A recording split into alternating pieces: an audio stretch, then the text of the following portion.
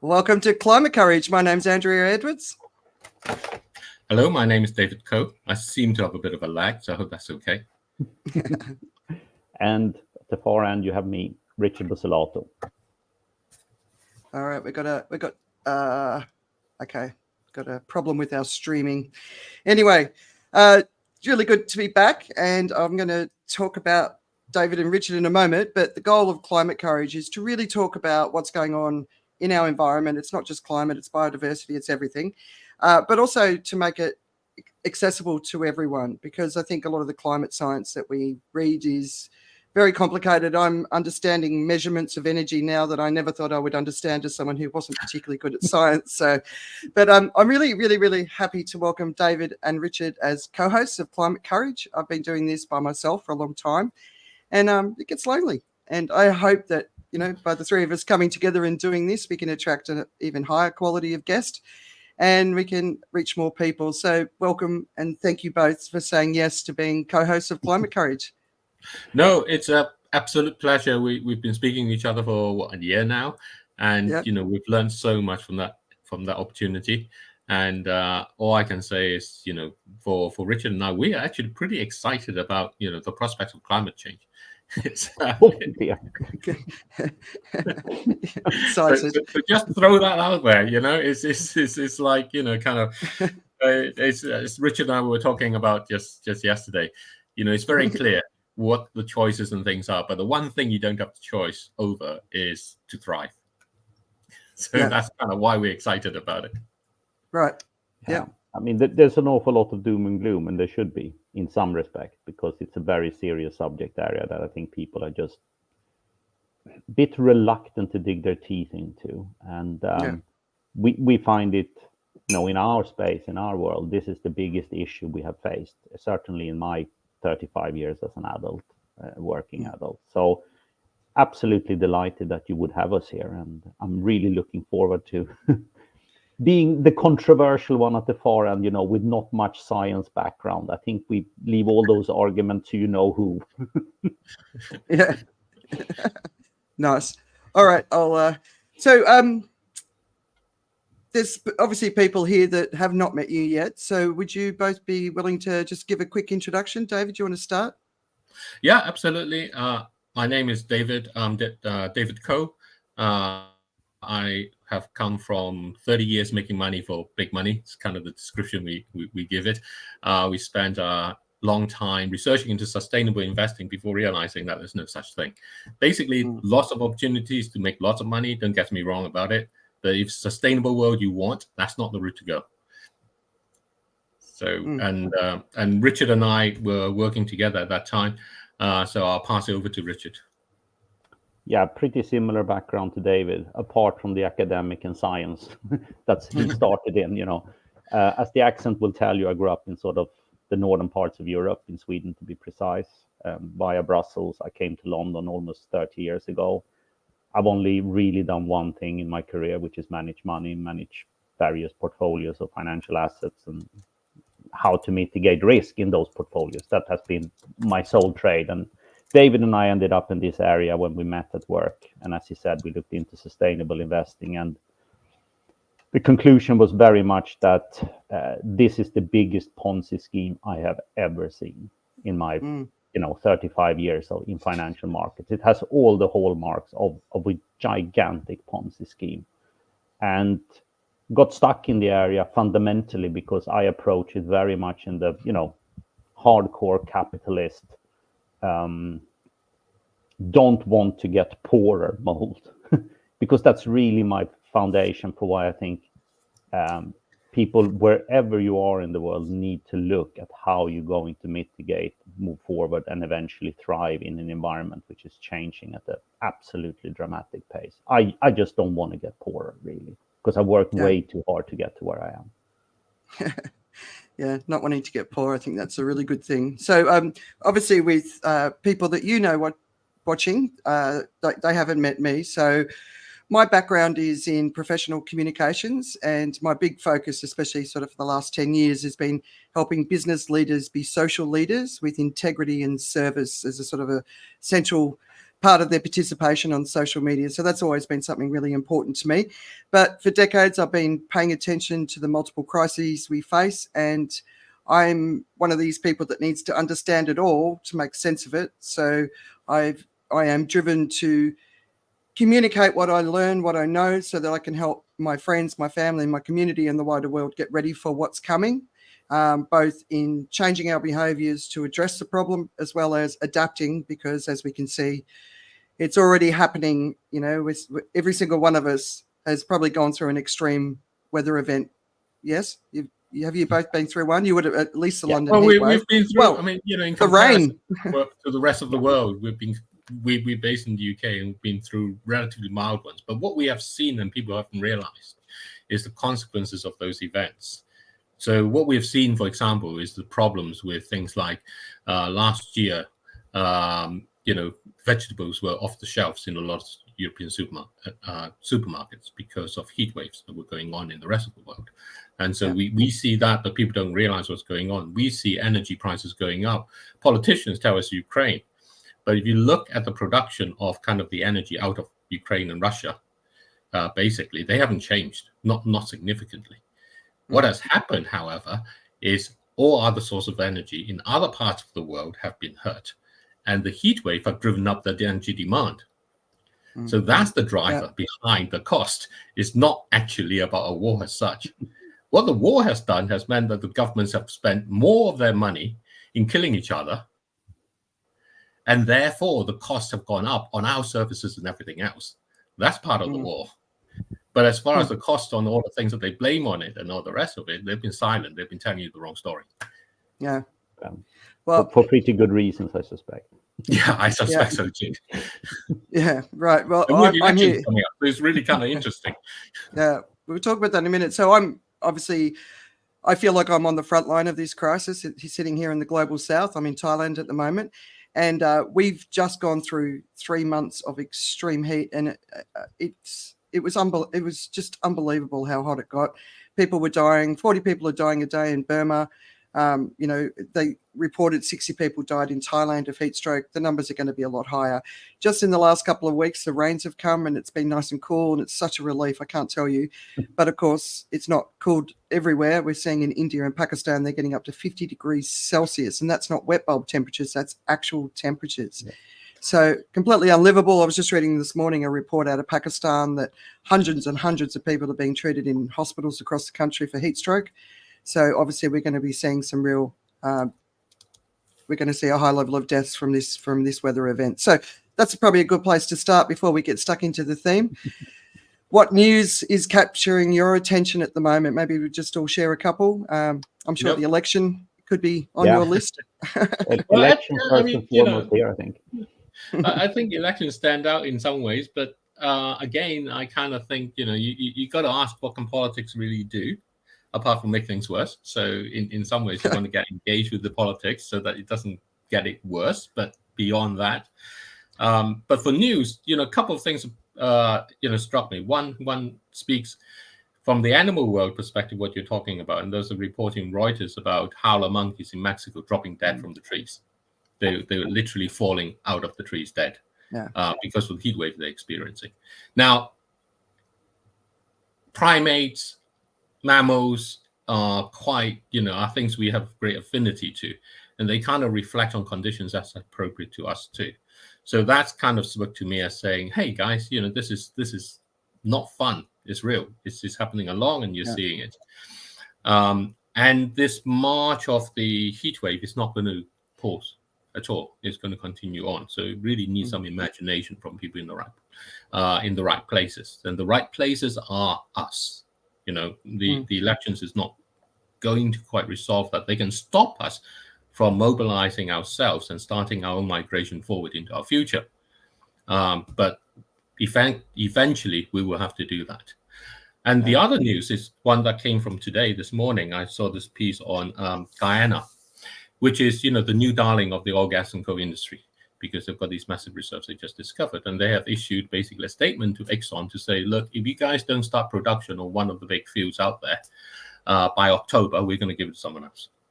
So it's really interesting because Guyana, in an interview earlier in the year, made this very strong claim from his president about how we've got all these forests, we've got long way from net zero, but from the right side of it, we are net carbon sink by a long way because we've got these pristine rainforests.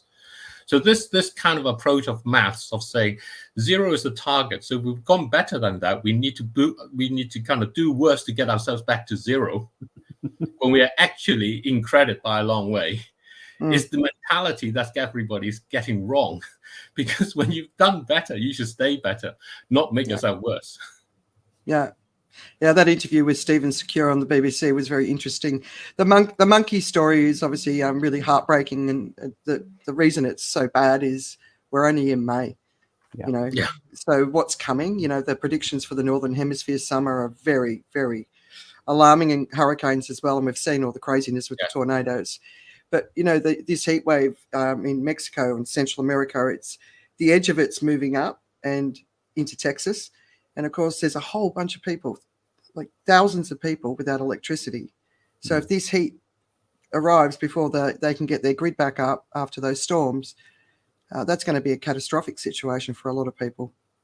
What you bring out is a point which people don't appreciate but will appreciate later. So back in the 2000s or whatever, we did a lot of work on ensuring catastrophic risk. So kind of this is major windstorms and those sort of things, and basically we were working in investment funds which were being approached as saying, look, can you become the backstop to the backstops, essentially, in terms of paying for the insurance. So I did a lot of work studying about volcanoes and kind of windstorms and those sort of stuff. But the interesting thing about what we found was that it's not the big storms that's the problem. It's the ones after it. Because the big ones shake your house and kind of like knock the tiles loose, but it's the one after it that blows them all away because everything has been loosened. And that's what we don't appreciate about the climate thing. We think about the worst stuff, but actually, once they keep coming in their way, they essentially test everything that we have to keep maintaining, and they keep testing it, and eventually something fails, and then the next bit knocks off.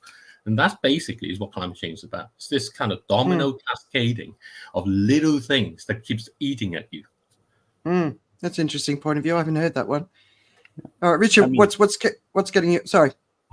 No, I mean, you have to, first of all, I think in both David's and my case, you have to count yourself quite lucky. We live in a part of the world where climate change is less felt than it is in yours. So, Africa, South America, large parts of the world have it far, far worse than the UK. And I've been here 28 years and I've seen the climate change. We have a lot more rain. That's the most tangible effect. Yes, it's warmer and the heat spikes, they kind of become more severe.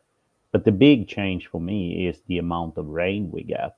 People, said when you move to the UK, you're crazy. It rains all the time. The first 10 years, like, this is not too bad, actually. You get a bit of rain, but it's not too bad. Now it gets quite bad. Right. And that's just the beginning, but you're still lucky compared to those who are facing much, much, much severe issues. But what David is describing is what kind of catches my imagination, is what the domino effects of all these events will be, is effectively you get hurt, you get hurt, you get hurt, you get knocked down, but you get up. And eventually you get hurt so bad you don't want to get up.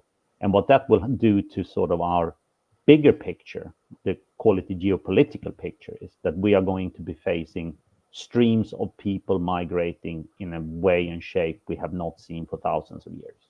Yeah. Because if you live in these areas, then your life is basically unlivable, and you're going to go somewhere else to set your roots and try to build a new future. And if we think that the European Union came close to collapsing because you had 2 million people coming across the Med on boats, try 200 million and see where you end up. And the political structure will not cope with that. And Trump can build all the walls he wants to do. People are going to find a way to get over that wall, because if Mexico becomes unlivable, you have 100 million people who are going to go north. They ain't going to go south. Well, I think what we forget, actually, the borders we can go about defending and all the rest of it, is internal migration. That's already a massive issue, especially out in these parts. The bigger issue, the one that you confront first, and more importantly, is that. So all the attention about the border migrations and all the rest of it, of course, there are people coming on through. And depending on your particular political view, you may believe that's a good thing or a bad thing. But what's happening is that the change in the demographics and distribution within the country itself, because what climate change does, it makes all your farms and your cities and your transport networks all end up in the wrong place. So you inevitably find that you have to move around just to keep the country moving around. And then what you find is that the cost of doing this is actually more than you can bear. So that's one thing. So you can't really keep relying on your country, because actually just think about it, having to build a new London somewhere else or something. It's just a crazy idea in that respect. And then the second part of it is, of course, the whole aspect about people trying to say, housing is not affordable and all the rest of it. It's not going to get resolved, because we until we do what I believe we need to do, which is very simple. We need to thrive. So we need to start thinking not about whether we have affordable housing, but whether we have housing we can live in. I thought yesterday about what can I do with a heat chimney? Can I make a heat chimney? I was thinking about supposing a block of flats. What can you do these days? Because the flat's already built. So I thought, this is an engineering thing that might be quite exciting for someone in the engineering department, something from physics department. I come from physics background. I was a university lecturer in physics at Oxford University for quite some years before I turned to make money for the big money. And if you have a pipe, right? Imagine a pipe that goes along. Instead of the rubbish chute that goes down, is a pipe that goes up. And you close one of the windows on your south side, and you have an opening there. And you have the pipe on the outside and it's black. So what happens is sun shines on the south side. It creates a lot of heat. The air inside that column is very hot. It goes up. So you end up creating a current of hot air going up. Of course, air going up has to be replaced. So you get air going through your building. And we know if you live in a hot place, one of the biggest problems is how do you get air to move around? And how can you do that sensibly? So in this way, you actually close off one of the spaces where heat comes in, which is from your window in the south. You don't actually want them to come in. But at the same time, you use that to create a heat chimney to take the heat out and create a draft along the way. Now, it should work, and I reckon it will work. It sounds like, it's a Heath Robinson sort of thing to do. But don't knock Heath Robinson down. That's the kind of approach where you have a technology you can afford that uses the kind of physics and the kind of engineering that got great structures and things built. You look at the Victorians and what they did and all of that stuff. They were all made by engineering of this kind. You just got to think in those ways. Yeah, there's some old knowledge that needs to be brought back, right? Yeah, exactly. We can tell who the scientist is here. Right?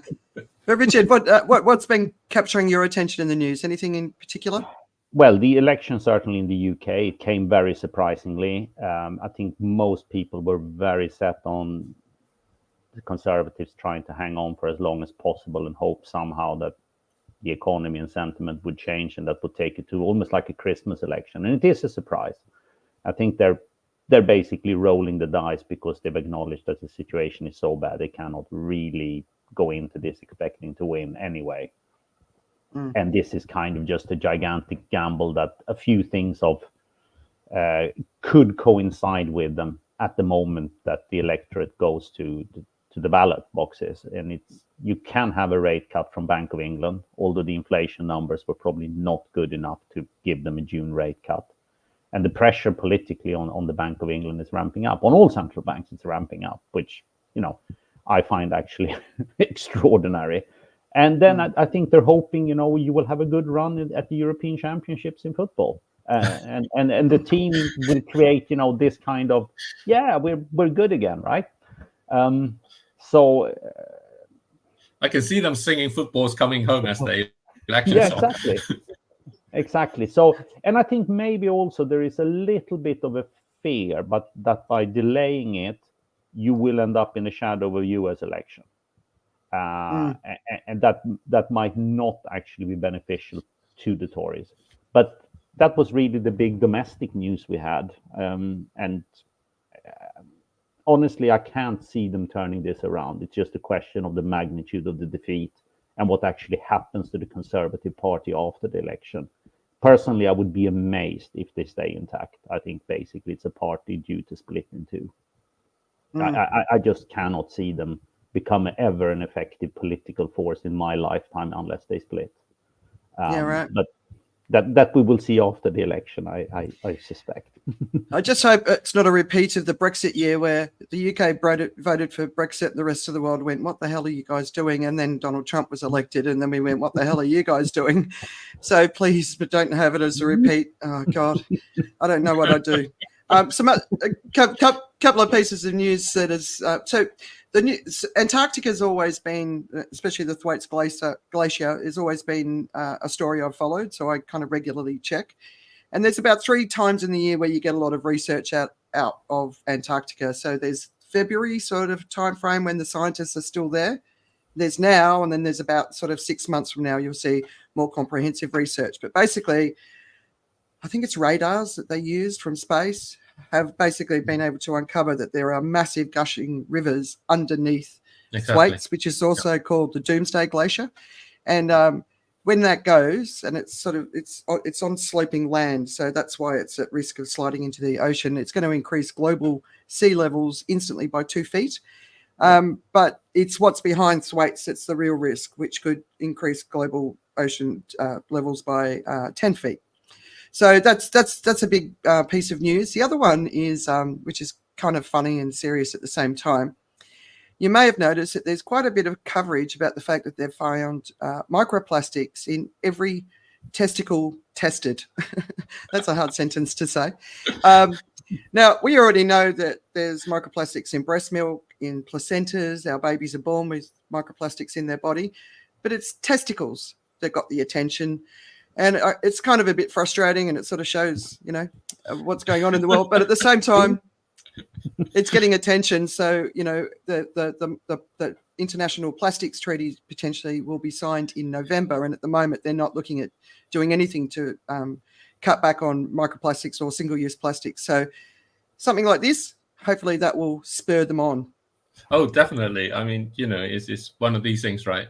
It's good to know that microplastics are actually gender blind in that way.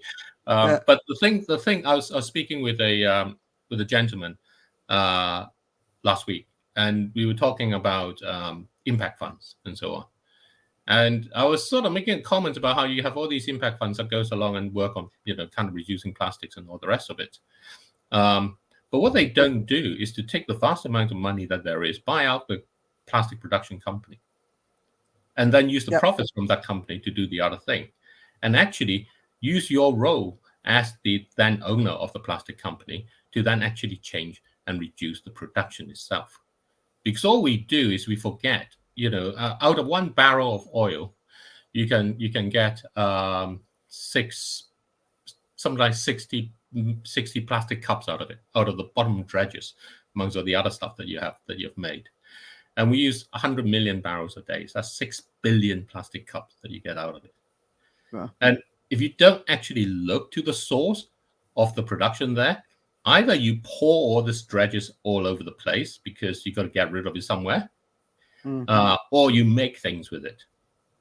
And when you make things with it, you can then go along and say, oh, I can do another business that tries to take whatever you make out of it and make it better and do those things. But every one of those things costs the planet a lot of other stuff. And that's why ultimately Richard and I decided to actually realize that sustainable investing is never going to work. Because what it does is it tries to add another layer on. It never actually tries to get rid of the layers. And that's kind of the book we ended up with, called The Unsustainable Truth, kind of delves into that. So definitely, but the treaties they're signing, they're not actually addressing the production, the source production. Yeah. They're not actually saying, we got to stop doing that. They're saying, how do we deal with the consequences of what we do? And sometimes all of these problems are like having back pain.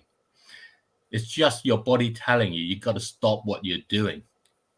Figure something else out to do with your time. Yeah, I was reading some stats about the fossil fuel industry's, the percentage of its business that will be linked to plastic will increase dramatically. I think it'll be like 60-something% of the business. I can't remember exactly, but there's no apparent desire to stop it. No. Which is... Well, You know. they lack a. I mean, we kind of lack a certain mechanism, but again, what we lack is the belief we can thrive first, and thrive in a better connection with nature, and that's why, what Richard and I are engaged most now in is this project that we call Thrive, which is thriving with climate change, and we essentially create games where people can appreciate that they can do so. That it is fun to do so, and we want to reach out to corporates and actually have them as part of their team building. If you're in business school and you're trying to teach people about sustainable investing, what you need to do is to have them play a game called Thrive First, so that they actually understand it comes from the planet. Whatever you do, how much do you want to give back out of the wealth that you create? Because if you don't, and then at some point, how much do you actually not want to allow yourself to just go for what wealth you think you can create, but to accept what can come along? And that's a big difference. Interesting. I'll just put the title of your book up, The Unsustainable Truth. So I read this a year ago, and I think it's such an important book. If you want to understand the polycrisis and all aspects of it, you've got to understand the global economy and how it works. And to me, that's what your book gave me, a fantastic education in just how it all comes together. So I really recommend the book. So should we get into the theme? Yes. Why we speak Absolutely. up, and Yes. there's a risk. I've been doing this for a long time, and a lot of people kind of look at you like you're a bit nuts at the start. Not so much now, obviously, but there's a risk, and people, that people are not necessarily positively talking about you when you do it, but there's reasons for it. So, Richard, do you want to start? You sort of mentioned about the money, earlier, but why you do it? Why did you decide to speak up? What was it that really got to you? I think first of all, it's actually an age issue, because here you've accumulated enough experiences in your lifetime that you built, for a better word. I know David and I always argue around that, whether it's wisdom or knowledge, but there is a certain bank of actually mostly related to experience. And I really, really don't want to get poorer. That for me is very central. We have accumulated a certain amount of wealth in the world because the planet allows us to thrive and do certain things. And at the moment, we're treating it with such contempt, because at the end of the day, the financial system is actually totally dependent on our ecological system to function. I think that's detachment actually is missed out by a lot of people who frankly should know better. The ultimate backstop you have to everything happening in our whole economic system is backed by the planet. And if the planet says no, you're in real trouble. And I just don't want to go down that route, because like I said, I don't want to get poorer. So the only way you can address that is kind of rethinking how we approach our economic model, because the current one has served us very, very well for a long period of time, until it became clear that the planet is no longer infinite. And we treat it as if the resources of the planet are indeed infinite. And that is a fallacy, and it's actually moronic. Because what will happen is that the planet will rebel so bad at one point in time, we will lose all our wealth. And I really don't want to go down that route. Yeah. And to follow from that, from the way that we've worked through in our career, many situations where you end up facing kind of severe crisis, financial crisis that are driven from the physical world leading to the financial one, crises that start in the financial world and ricochet into the physical one, and those things. And all of them have one thing in common, which is you never see it coming, and then it happens really, really fast. Yeah. So the part of what we are is we think we have that element of time, and we have this sense of time wrong.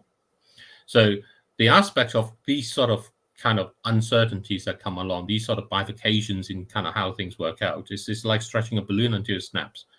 You don't know when it's going to, but you're going to be surprised when it does, even though you know it's going to. So that's the one thing. And the second part of it, you mentioned about the Thrace Glacier. The essence of what the poles do, the North and the South poles do, is it allows the water to sink down, because the warm water in the sea goes down towards it. It gets cold down there, so it sinks. It sinks to the bottom, and it forms ice first, basically, because it's cold. And it gets cooled down, it forms ice, and then as the ice, it leaves the salt behind. They sort of sink down, makes the water heavier.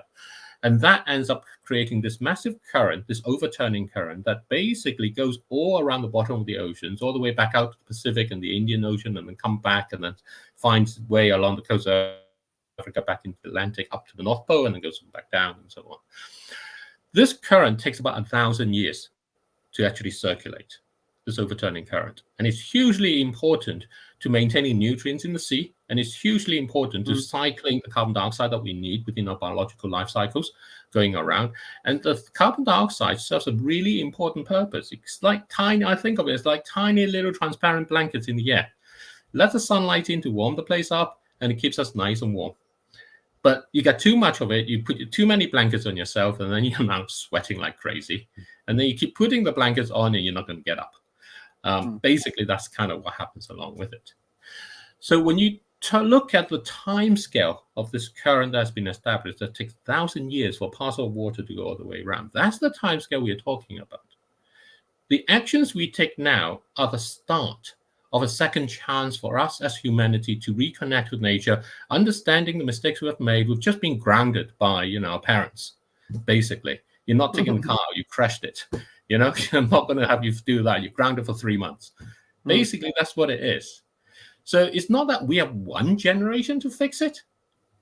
We don't know how many generations are going to come after us. But we certainly need to wake up to the fact that we're not the ones who are going to fix it, but we can actually step in the right direction.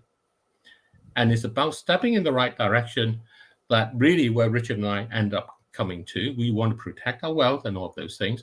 And what we realize is this is not a crisis that you can sidestep. You can't just kind of go off into, hide in the bathtub, what they say about tornadoes coming along. So, strongest thing in the bathtub, kind of go in there. There's no such thing with this in that way. The only way we go forward is to make sure everyone else thrives, because that way, you will thrive too. Yeah. And that's kind of what took Richard and I from thinking, we don't want to lose the wealth that we've created and worked hard to do so. And we want for our children to come in whatever form and whatever the politics and so on of that might be. But the realization that actually, if you want to do that, the only way to do it is to make sure everyone else thrives. I love that. And I think whatever your reason, whatever your motivation, it doesn't matter what it is as long as we have it, right? So for me, there's two sides of it. I've spent the last 30 years of my life, more than that, traveling the world, mainly in the developing part of the world, because I find it absolutely fascinating. So the people in this part of the world, across Africa, the Middle East, poorer countries, in particular India, which has incredible wealth, but also incredible poverty. I'm fighting for them. And, we went through the pandemic here, and there was a lot of suffering, and it was very, very painful for me. It broke my heart. And I still feel like my heart's broken from that experience, watching, the first time I saw people lining up for food. I remember doing a Facebook Live, and I had tears coming down my face because it just broke me. It broke a piece of me. And so I'm fighting for them. And I've just watched, for the last 3 months, this incredible heat wave. And, just down the street from me are these tin shacks with the people who are building these luxury new villas everywhere. Oh my God, you wouldn't believe the construction zone that I'm living in at the moment. I can't stand it. How can they possibly survive when they've got to work in their heat and live in their heat? So I'm fighting for them. And I'm also fighting for the children. I've got 2 boys, and neither of you mentioned your children. So it'd be interesting because I'm sure that's part of your story, not just for their wealth, but for them. When my boys were, say, 10 and 11, Lex, the older one, he had a terrible dream where he came down and he said, Mum, I had this terrible dream, and this mountain came up and we all ran. You died first, then Jax, his brother, and then his dad died, and he was left by himself running up to survive this extreme event. And then not long after that, my 10-year-old Jaxie came home and he said, if it gets too hot to live, I'm going to kill myself. and like suicide, it wasn't even in my head at that age. So they tell me their dreams, and I look in their eyes and I feel this deep sorrow that I don't know if I can guarantee that those dreams can come true. So I'm fighting for the kids, not just my own, but I'm also fighting for the poorest people in the world. So that's why I speak up, and that's why I'm willing to take whatever abuse comes with it, because I think it's important. What about you from a family perspective? I think that I think very often the abuse comes from a fear as well. And we think about, people talk about the stages of grief. It starts with anger, it has denial, and has bargaining, those elements at the start of it before you end up with the depression, and then kind of the acceptance that comes after. And we're facing a threat to our lifestyle. We're facing a threat to our comfort zones. And anyone who comes along and threatens our comfort zones, we're feeling our comfort zones naturally shrinking. And they become anxiety zones. They become anxiety traps that we have created. So instead of going to our comfort zone and going to our activity that we generally rely on in order to calm ourselves and find space for ourselves, we're finding that when we go there, they themselves are being affected by the physical structure of the world. So we become more anxious, become anxiety zones. And that's why I certainly have come to very much feel that the starting point and the most important part is an essence of what I call an awareness that the world will always have a place for you. And that's very important. And you're not going to get there by some logical argument of this or that. It's a bit like people making those, trolley car arguments. You've got a trolley car full of people, you're going to run off the rail, or you can flick a switch and go veer to the left, and you save everybody except you run over a mother in the pram. So what do you choose, kind of thing? And we like presenting ourselves with those things. And the essence of those things is places us into a situation where we feel there's no place for us in the world. We just face dilemmas we can't get out of.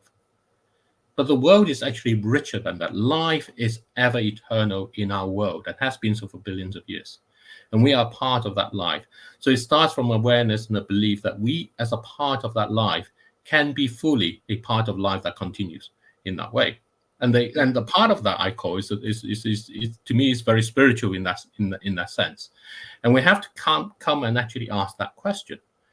Do we actually see the world as being a place for us? And we do, and we should, absolutely should. And that's really important. Then we can start addressing the questions, and we start addressing them in the right way. We start asking, okay, how do I get into that place which is meant for me, as opposed to how do I fix this problem which someone else has? You think about a lot of the issues you see in the newspapers, and it goes on to a topic we've often thought about: information, misinformation, disinformation.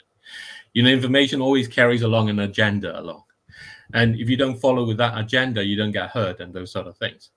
And ultimately what that does is it takes us away from the space that's meant for us as dignified individuals to have to speak their terms in those ways. And when you talk about, when you started and the way, the struggle that you have and kind of the comments that you get as a result, it's in part kind of a steering process that's very subtle. And we talk about that within our book, The Unsustainable Truth, kind of about how marketing and those sort of things are used in order to promote and propagate kind of this cycle of extraction that we keep taking out of our planet and keep everything going in the guise that we have to keep running around like that in order to keep everything going. And therefore we have to keep running around like that to keep everything going. Yeah.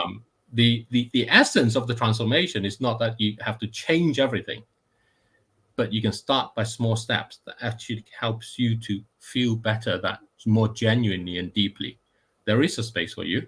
So I can now make my steps forward and help others along to bring that way. And that's basically what Thrive is about. So I'll keep quiet now. All right. No, it's cool. No, it sort of goes into the next couple, but managing our minds through this. So a lot of people that I talk to, they don't want to go into it because, well, first of all, they say everyone who understands what's going on is in despair. And it's like, well, yeah, for good reason. But they don't want to enter into it because it really scares them, and I totally get that. And one of my messages is, okay, don't go into it, don't learn about it, don't know about it, but trust the people who are, and listen to what they're saying and follow what they're saying. If you don't want to really confront the truth of how big and complicated and critical the situation that we're in is right now.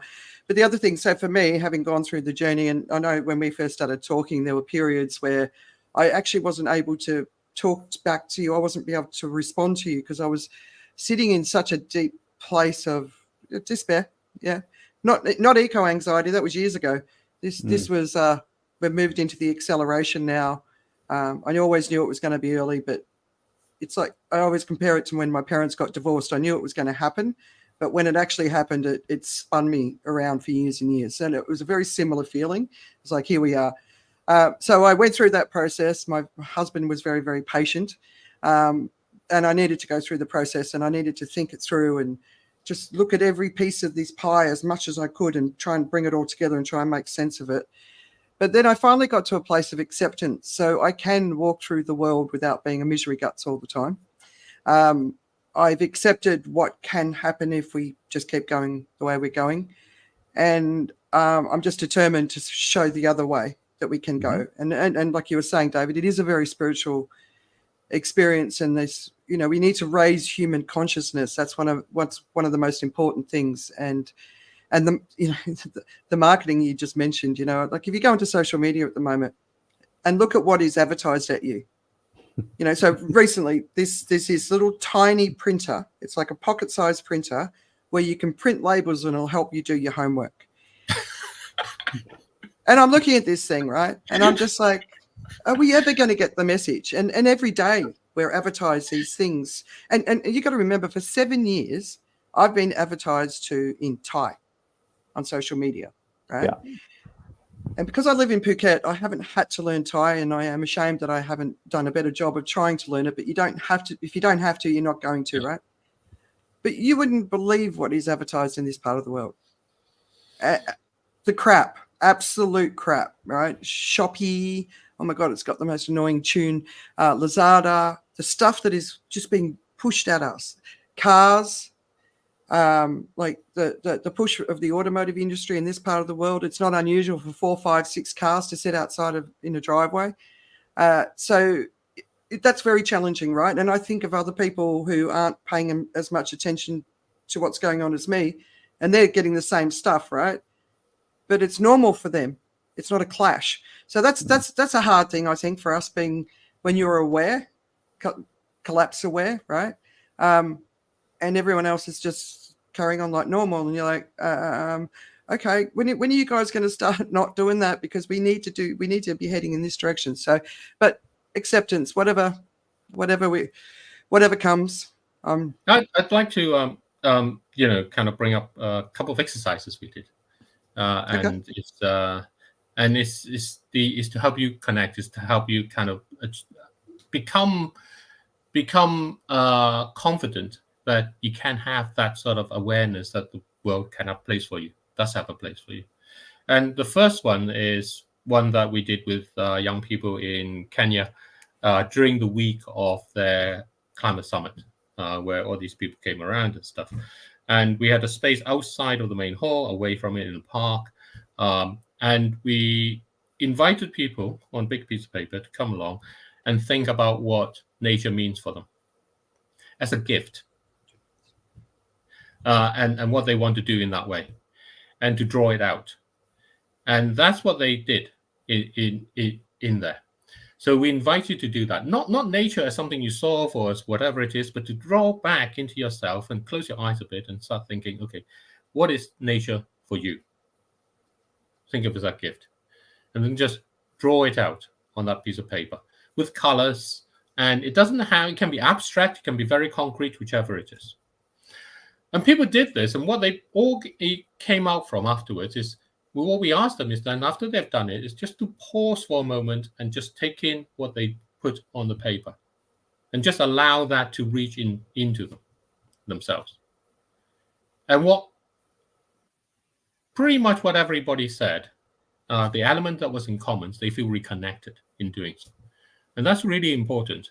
in order to think about that. So if you think about, what the climate and everything else is, and you fear it and all those things, of course we do. But it's very important to reconnect ourselves with creation, the nature that there is all around us. And that means not just the plants and the rivers, but, it is part of all the things that there are. How we have our gardens, how we have cities, and all of those things are all part of it too. So reconnecting with nature in that way, where we feel it as a gift, what would it be? Take a piece of A3 paper, get some pencils and color pens. If you've got kids, you've probably got loads of color pens. Just take it on, have a go at it, and it's a great thing. And then after you've done that, just pause, and feel that feeling essentially. And the second one is a very interesting one. We talk about ambitions, we talk about marketing, we talk about all these different things that tear us in different directions. So you have a kind of think about a dozen of these words, between what we said about comfort and anxiety. And we think about ambitions and kind of laziness or something, success and failure, and words like that comes along, and they invade us. So draw them down in a table where you have your words going down, you have the opposite of what you think those words are. So maybe ambition, and the opposite of that maybe laziness or something. And success maybe failure and those things. And then put a color to them. Okay, to the words, and then cut that out into things, and then just drop it over a piece of paper and see where it falls. Around where they fall, color it with the colors of those feelings and those words, and then take it all out and see that color you've created, that mosaic of color that you've created, because that mosaic color is what you have. That's the turmoil around you that you face, and when you see it in that way, you get a different sense of actually, they can still be a whole. They can still be what you are. And again, let that sink in, let that feel. And that's kind of how 2 simple exercises of reconnecting with that spiritual awareness that, the world has a place for us. And that's what we take as a starting point. From there, the conversations can go, because from there, you speak from the point of knowing where you are. I like that. I'm definitely much more living in the moment and really appreciating the beauty of nature. So it's very, very, very green where I live now, especially because the rains have come back, and the butterflies, the birds, the geckos, the insects. But the other thing I do is when I'm out and about, like if I go to a supermarket, I'll go to the cashier, and I make it my goal to make the cashier smile before I leave. Because they're usually looking pretty grumpy, but I don't want to use the machines. I want to interact with the human, but I also want to make their day a little bit nicer, and hope they can go home and say, "Oh, I had a really nice experience today." So I found that a really powerful thing for me to do. Just the way I take myself through the world, I try and make it a positive thing. I think we've got to be kinder. The world is making people nasty, and you see it on the roads. You see it, in just interactions, and that's a fear-based reaction, right? We know that. Yeah, Richard, what would you add? Yeah, it's definitely is driven, I think, very much by fear. And personally, I think it's very beneficial to reach the kind of acceptance stage. And I think you need to get there, and how you get there will be very individual path. And because as long as you haven't reached that stage, your behavior will not really help you, will only make it worse. The ostrich sticking his head in the sand saying, "I don't want to hear any more about that," will still be eaten by the lions or whatever it is that attacking them. It's not a constructive way of approaching your future. So getting to the acceptance stage is actually almost critical for you to be able to move forward at some point.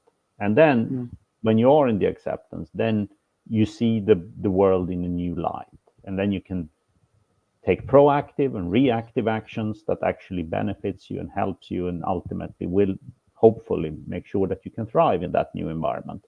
But as long as you remain in anger and denial, I think it's very, very difficult to move forward and build that future that we will all need to prepare and build, because the world will become, I'm fairly certain, an extremely nasty place over certainly our lifetime, let alone our children's lifetime, which obviously I get reminded of all the time what we've done to them.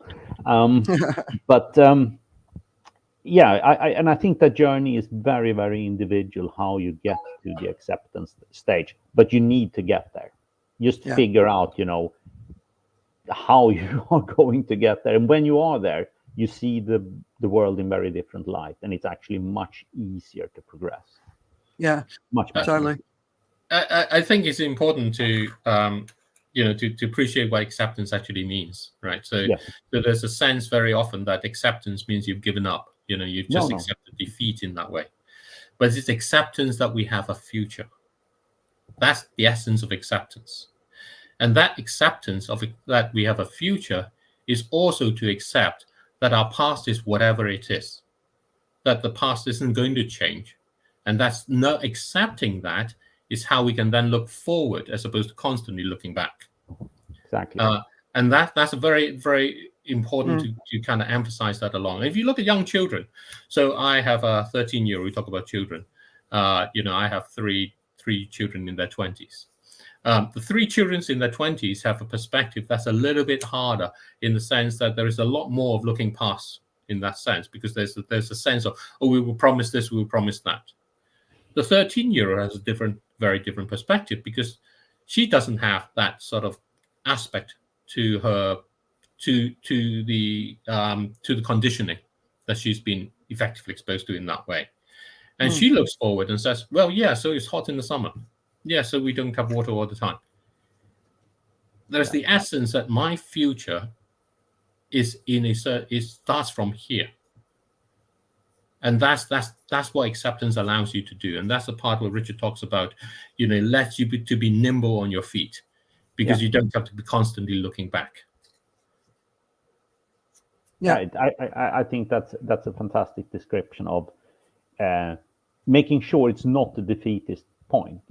Acceptance is not defeatist. It's actually having gotten to the point where you're ready to go offense, because now the future is ahead of me. But as long as you keep in this anger phase and you're blaming others, and you see yourself as being, flawless in the way you approach life, and you are in the denial phase, which says it'll be fine, they'll find some technological innovation to refreeze the ice caps, or cloud seeding will bring us enough snow so I can go summer skiing again on the glaciers in Europe. It's like, that part is gone. Accept it. Exactly. Yeah. Then you're ready to move on. But it's not defeatist in any way, shape, or form. But I think it's very, very hard for you to envisage your future and getting on with life and eventually thrive if you are still in those phases. Just get to the acceptance point, find your own path, how to get there. Now, when I'm here, I see the world in very different light. Yeah. And, there is a certain amount of contentness getting there at my age, because I know I have more of my life behind me than in front of me. So I'm not aching to go back. I would hate to be a teenager again. In my 30s, I could probably go back without the aches and pains. But, to be a teenager again, absolutely no desire, no interest in that, because the future is this way. And I'm looking at what will I be doing in my 60s? And if I get there, what will I be doing in my 70s? And how will the world around me look? And what do I want from life when I am at that phase? So get to the acceptance. That's my only piece of advice from this part. It's true. And I one of the things that really, really concerns me is so the people who are talking about this stuff, right, are at all different levels from acceptance to fear. Yeah. And so there's a lot of people attacking people within the community that are all on the same side. And it's because some people are way out there with what they think, and other people are way out there with what they think. And everyone's criticizing everyone for thinking different things. And it's like we've all got to accept everyone's on the journey, and they're at different places. Some people, there's a term called hopium. These are the people who are really positive, and they get criticized by the doomers, and the doomers get criticized by everyone, but the doomers actually make a lot of sense. There's post doomers. I mean, there's all these different categories, right? But I think the thing that concerns me right now is the mental stability of a lot of people. So eco-terrorism, right? Yeah. We've started to see it. We had the first self-immolation a couple of years ago in the US. Yeah.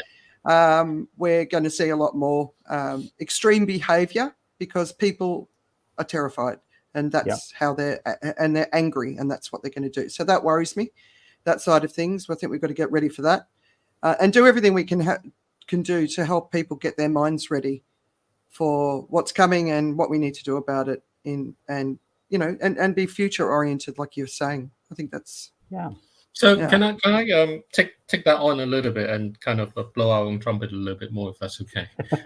And this is we talk a lot about thrive, right? So what do we actually mean? And it speaks very much to what you're talking about in that way. The issue is, how can you take a step forward? And taking a step forward, even if it's a small step, is a very difficult thing to do. And that's what holds everything back. And sometimes the conversations hold us back more, because conversations bring out all the problems. And there's so many problems that we need to address. And it feels like you can't do that all. So what's the result of all of that is you start calling on saying, we need $1 trillion here, we need another $1 trillion there, and we need another trillion. I think a year ago, Richard and I read that, PwC did this calculation, or one of the companies like that, that the net zero will cost $270 trillion. And we did a quick calculation, and we basically said that's essentially all the wealth that we're going to make along forward in order to give it for that project. And it then makes people scared, basically. It's a stupid thing to embark on if you've got your wealth and you're not actually going to eat now. You're going to starve yourself to death in order to do that kind of thing. But what Thrive is about turning around. It's about three things. The first thing is about the spiritual awareness that I talked about earlier, the connection to believe that world has a place for me, and it's an activity to help you to appreciate that, to help you to make a step towards finding that space in there. The second, it addresses the aspect of what I call economic presence. So Richard and I have talked about emergent economics, about a different style of economics. He talked about how the economics we have currently, which I call extractive economics, is going to spiral itself into some end. But the important thing is not necessarily whether that is true or not, and you can spend a lot of time arguing about what is true or not. And the important thing is, if you think that it actually can continue, the economics that we have, what happens if you're wrong? In that case, you place yourself into, kind of like doubling down on a bet that you hope is going to work out. And if it doesn't quite, you're going to double down again. And that's the only path you have. And that's a very risky path. And from Richard and I, with our experience in making money, big money, that's not how you make money. Basically, that's how you definitely go bankrupt. So the issue is not about whether you're right in the impressive view of the utopia you may have, but what happens if you're wrong? And that's where the aspect of emerging economics emerged from the two of us in our conversation in that way. And it's about economic presence. How can you be someone who goes into a room, whether you're in Phuket or Singapore or London or wherever it is, that people look and think, you know what? You can actually help me make a livelihood because you have that economic presence. You have skills that you know to how to transfer them into becoming things that lots of people want, and to deliver them in a way that actually is special about you, so that we know it's you and we can connect with. And you can teach us how to do that for ourselves and everyone else. For economic presence, you don't need to be the giant that says, I'm like the Tesla car or something. I want to be the biggest car producer or whatever it is, except it's not, but that's another point. I don't have to conquer the world with it. I just need a presence in a community and in many communities in being able to do that.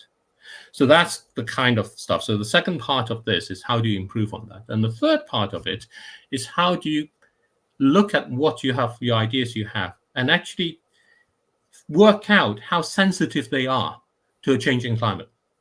And many of the things people don't even realize, for example, prices of copper is going up and down in wild swings. And that's partly because of the stories we keep telling about our need for copper for wind turbines and all those things. So when something happens along the way, we end up switching from one extreme to another. And being aware of that kind of stuff is our own storytelling, helps us to say, you know what, don't get too close to that, because the waves that come along are just so wild and so large.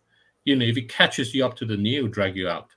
So so it tells you where it's safe to be in that way, not just in terms of saying, you know, sea level rising or getting extreme heat and those sort of things, but also the consequences of us trying to persuade ourselves we must go all in along which path. So the part Richard and I would think of as, you know, the door is always too narrow for the crowd to rush out at. Yeah. When the crowd needs to rush out, the door is always too narrow. So you just want to avoid being in the room. You just want to keep, so where are the places where your genuine economic presence is something you can rely on? And we do this in the game. So you take, for example, the aspect of the spiritual connection, you know, the drawing with the words that I described earlier. And so that allows you to connect, that allows you to have some sort of faith and hope and joy in that way. And the next thing is to ask, you play this in team, then you ask yourselves in team and say, okay, how can you use that to make a living out of it?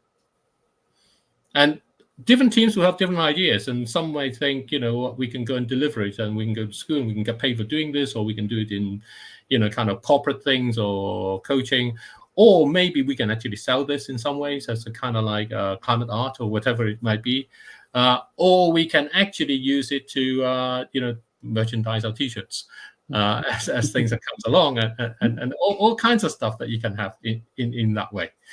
But the essence is not the idea. The essence is to take it to a proper plan. So again, you get A3 sheet of paper and you make a business plan out of it, a proper practical plan. How much money do you need to get this started? What do you need? How can you get that sort of money?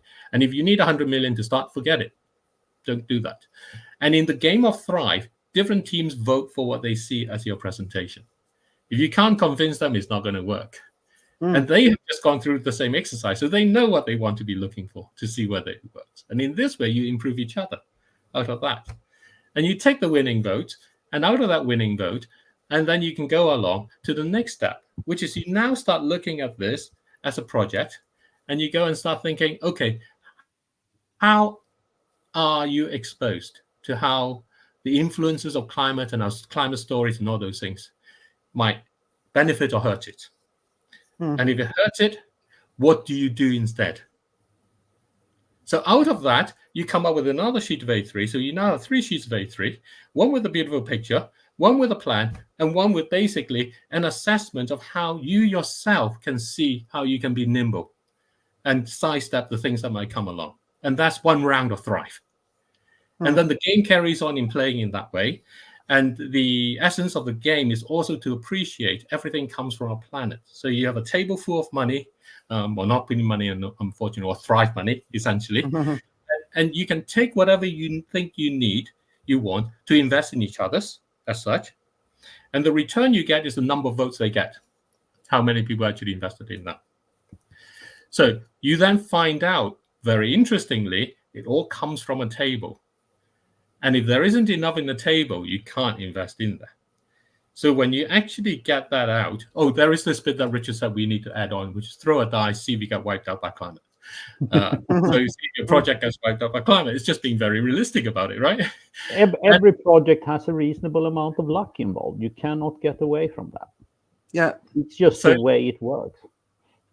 So when you've done that and you've come through and you've all made a bit of money, everybody got something back out of it in that way, you then have to decide what you put back on the table. Now, everybody sees you doing this, so you can play different sort of rules here, right? You know, do you have the rich guy gets the most and don't give anything back or whatever? It's all up to you to decide how you want to be. So there's a good bit of strategy involved here. So the way we think of it is it's kind of like a mix of, you know, games like Monopoly, Risk, and paintballing and escape room, all blended into one, essentially. Okay. And you're already doing this. So you did it when you were in Africa, but you're already doing this with corporates as well, right? Yeah. So we're bringing it out to corporates, and we're bringing it out as a great way to engage, you know, kind of like team building in practical ways, and we want to bring it out to entrepreneurial schools, business schools and those sort of people. Before you even start your course, do this to appreciate just how it really is going to work, how it all comes from one planet. And if you don't contribute back to it, it's not going to work. And how maybe you should do it with the Dragon's Den guys, the ones on TV, to get them to include it, because that would be a really interesting addition to the show, yes. right? Well, I think I think this is the other communications part. It's very important that in this time you don't feel you need to that you feel you can expand your economic presence through the steps that you can access quite easily. To go to somewhere like the Dragon's Den guy, I have to go through loads of gatekeepers, and those gatekeepers have huge costs in order to access them. It's like, looked about cost of speaking at Davos, like $100,000. It's, for a startup with a lot of funding, it's like, the natural thing to do. But actually how Davos works is that lots of people pay lots of money to be able to attend and speak. And so if you're going to look at something like that, that's actually a waste of resources. Just think what you can do with $100,000 to the communities around you before you spend that. To think that actually by speaking, you're somehow going to make a great success of it. It's no longer possible to think in terms of build it and they will come, because you use so much resources along the way, and then climate will just come and wipe it out anyway. So you have to start thinking in terms of how do I actually have benefit to myself and everyone else every step of the way. And that way, you don't lose hope either. You don't get into this sort of cycle of startups saying, oh God, if only that happened, if only that happened. Yeah. All right, I need to see this game in action, I think, but it sounds fascinating. But just the way it makes people think. So I want to, just conscious of time, like we've got two sort of final things. I'm going to skip the misinformation one. We can talk about it another time. But one is, what can we do that makes a difference? And the other one is, what are the big picture solutions and the systemic changes that we need to see? So the first one, so I think there's, I don't know what the term for this is, right? So Edelman, on behalf of British Petroleum, came up with the carbon calculator, basically, which meant it put responsibility on us for what was going on in the environment. So there's a lot of talk about that. And then we see a lot of media coverage, 60 companies responsible, 80 companies are responsible, 100 companies are responsible. So it's their fault. So it's that blame game that we were talking about earlier. But so when I was doing some research for this series that I've been doing called We Need a New Middle Class Dream, so for a long time I've known that we've got 3.8 billion middle class people in the world.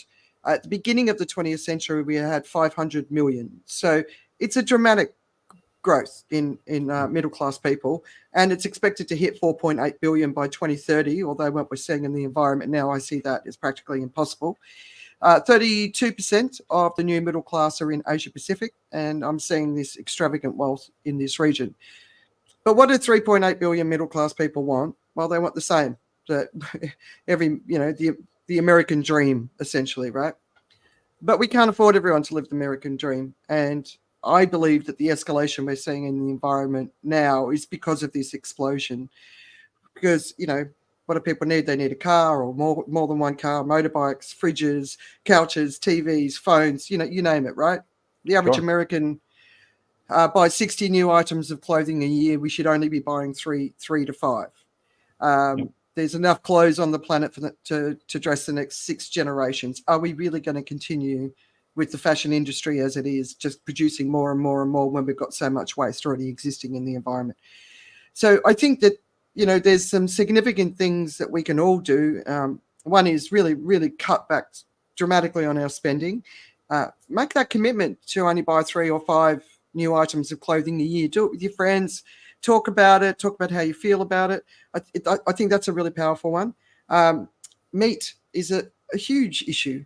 So chopping back on your meat, you don't have to go 100% vegan, but at least start trying. So when you see some of the extreme weather events, we're actually seeing a lot of cows and chickens and pigs dying.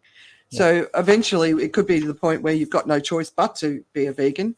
So start experimenting with vegan food now. At least vegetarian.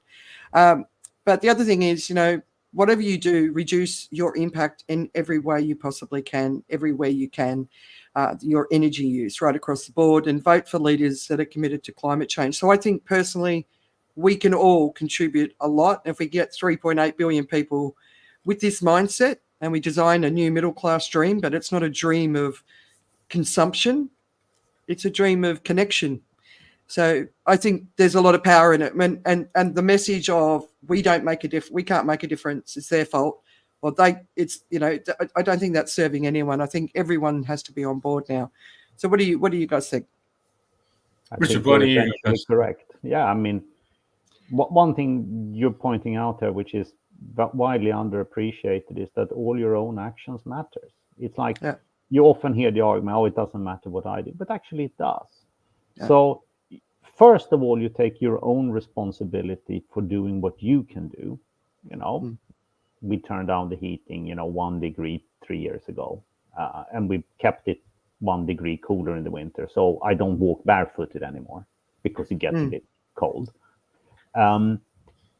The same thing with driving, the oxymoron is like, oh, I take the car and I drive to the gym, I don't go to a gym for, clarity, but take a walk every now and then instead of taking the car. It does reduce your footprint, and it actually makes you healthier and makes you feel better. And the same with eating less meat. It was a promise I made to our daughter, who is vegan. And she asked, "Dad, can you stop eating meat?" And I said, "Sure, but not all the time." So we cut it out at home. And if I go somewhere, I don't put myself down as vegan or vegetarian. I eat whatever is being served, and I'm fine with that. And what you also find at that moment is actually that meat tastes better when you only eat it once a fortnight rather than, every other day. Yeah. It is that experience, because your own actions to this approach matters. Then when you get to the economic system, you have complexities. What will happen with all the textile workers if I only buy 3 T-shirts here instead of 15, right? Yes, I tend to, I'm old, right? Fashion is not going to change much at my point in time. How many white shirts can you have? How many dark suits can you have? And how many pair of 501s can you have? That's kind of what I dress in. So find ways. For me, it's like I buy much less clothes. I buy much less shoes. I got what I kind of need, and I replace, once in a blue moon. But when I buy with the intent that this is something I will not grow tired of ever wearing, and the quality will be high enough that it will probably take 20, 25 washes. It won't look, completely rubbish after 3 washes. And that again is my own action I'm taking that makes me feel better, and actually it makes economic sense. And then, and I think this is very much an age thing, because I certainly didn't reason that way 20 or 30 years ago. I'm much less interested in general of buying things compared to doing things. And that's kind of how you change your spending. And we know that buying things requires certain usage of our planet. And I keep going back to this, that we have disconnected the idea that we live in an unconstrained world and we can do whatever we want. It's basically a fallacy. We live in a constrained world that is actually governed by the planet's physical limits. And the planet is just telling you, I'm not taking this crap from you anymore. And it's finding various ways of rebelling. So you go back and you say your own actions matter. Think about what's really important to you and focus your money and efforts on that. And in my case, it means, I'm doing things rather than buying things. Yeah. And I think it's partially an age thing, for sure. It's very different if you're in your 20s. You need to buy a lot of things. Yeah. Getting your life set up, right? Just wanted to comment on the people who will be impacted economically, which of course are the factory workers in China, in Bangladesh, in Vietnam, in Cambodia, and they were very badly impacted during the pandemic as well. And they were just dumped by the global fashion brands, literally dumped. Yeah. And that was like, it was so brutal. But if we buy less but buy higher quality, and we can get those workers focused on, they don't have to work 14, 15-hour days, 7 days a week to earn 2 cents for every garment they produce. They actually earn more money, work less time, but produce higher quality. I think there's going to be an impact. There's no question there has to be an impact, but that's what sure. There will be frictional costs. And, it's not going to be a reset that goes smoothly from A to B. No. But there I go back to the ostrich. We need some form of, not reset necessarily, but rethink about how we view economics and what makes sense. And part of that is just take your head up to the sand and say, I rather take on things up front, head on, rather than put it off. And that comes from my kind of life experience in how you manage portfolio risk. Things are not going to get better by ignoring the things that's hurting you. It's only ever going to get worse. So deal with them now, and then we move on. Yeah. So it will be frictions, but it's a fallacy, particularly politically, to come out and say we can't do certain things because it leads to A, B, and C. If you don't start taking those actions up front, it will only get costlier by postponing them.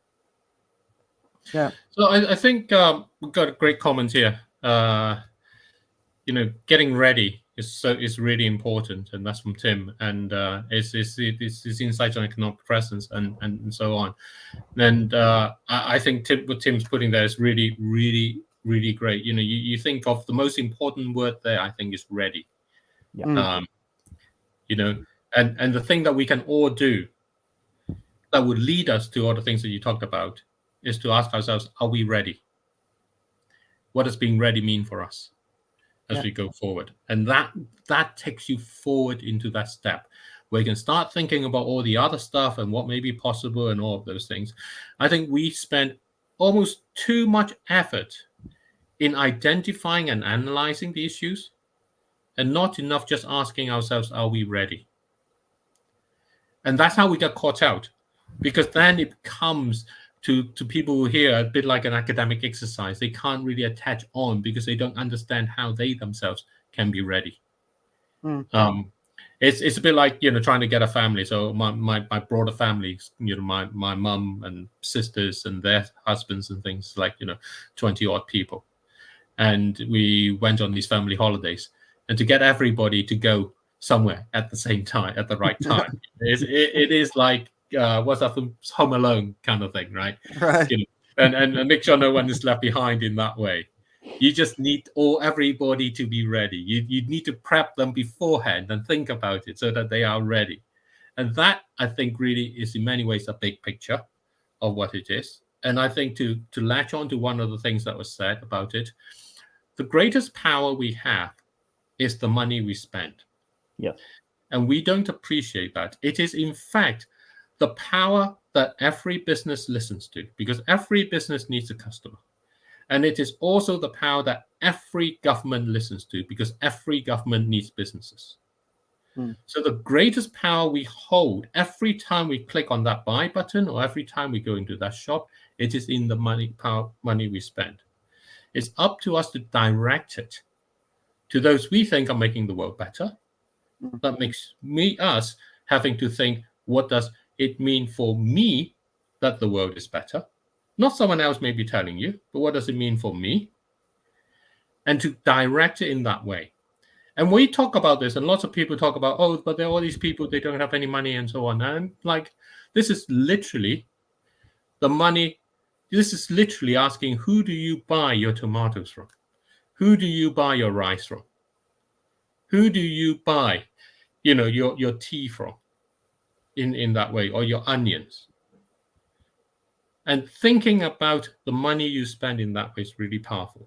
And I finish up with something that Richard and I have talked about, and we haven't paused on, but we realize people need to thrive first, which is about what we do with oil, gas, and coal. Because at the end of the day, they're the source of the plastic, they're the source of the pollution, they're the source to the energy that we use to deforest, they're a source to the land use change, they're a source to all of those things. How can you deal with that? 1 day's worth of the money we spend is enough to basically compensate the existing owners of the dividends that they get from all of these companies around the world collected together. 1 day. Yeah. Wow. So if you want to commit your Earth Day to be a day where we commit 1 day's worth of all the money that is spent to be used to take over their ownership. Essentially, it's just a share swap in that way. You can now put the production of oil, gas, and coal into the hands of the people on the planet to decide, do we stop it? Do we continue it? How do we improve the company so that they thrive as good companies along with their employees and all the rest of it, and transform their business gradually along? And that's an idea of transformation ownership. And that's an idea to say we actually use our economics, because at the end of it, we all need to spend money, but in this way, so that we put contributing back to the planet in a sensible way. The backache analogy, the problems we have, we need to look at them first, not as a problem to solve, but as indication of asking, should we be stop doing what's causing the problems? We are very good at how do we solve the problem. We're very bad at saying, should we stop doing what's causing the problem? Yeah, that's so true. It's so true. Well, I suppose that's again. Yeah, exactly. I think that kind of moves us into the final point, which I think that sits in the systemic space. But I think from the conversations I'm having with people, what they're struggling with is the scale of change that's required. And if we could help people understand, like when you think about this from a systemic level, so what you've just said, basically, David, is a systemic change that would have a massive difference, right? But what else? Like, I don't know if you noticed, just recently, Japan has launched its first brand new whaling ship, just this week, and it's like, come on, guys, like for me, a systemic change, and this is another thing that we could buy. I think we should buy the global international, the mega trawler fishing fleets. We'd be able to obviously rescue a lot of people from slavery, because a lot of the people on those boats are slaves. Yeah. But we need to get those boats out of the water and keep the local fishing fleets that have been operating for hundreds, thousands of years, fine. But I think we need to get that out, because we're at a state now in the oceans where we have to do everything we can to give the oceans a chance to thrive again. And I saw that here during the pandemic. We used to snorkel off the beach, and there was the most amazing amount of sea life because there were no boats. There were no people, and it came back really, really quickly. And we look at, ocean acidification. We're looking at the ocean temperatures going off the charts. We're looking at the mass coral die-off that's happening all over the world. So I think one of the things that we've got to do is we've got to say, no more. That industry has to be done. So if the billionaires want to do something, why don't they go in there and do that? And maybe turn the ships into plastic cleanup ships. Hire the crews if they want to stay on the sea, or break the ships down and turn them into refugee cities, use the materials for refugee cities or something like that. But I think that's something we've got to do. What else? I've got loads. What would you guys include? It's the philosophy bit, right?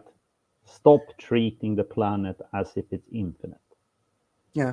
It's like you got to give the planet a chance. It's an amazing place with enormous self-healing powers, right? You can see nature healing itself so quickly when it's given the chance to do so.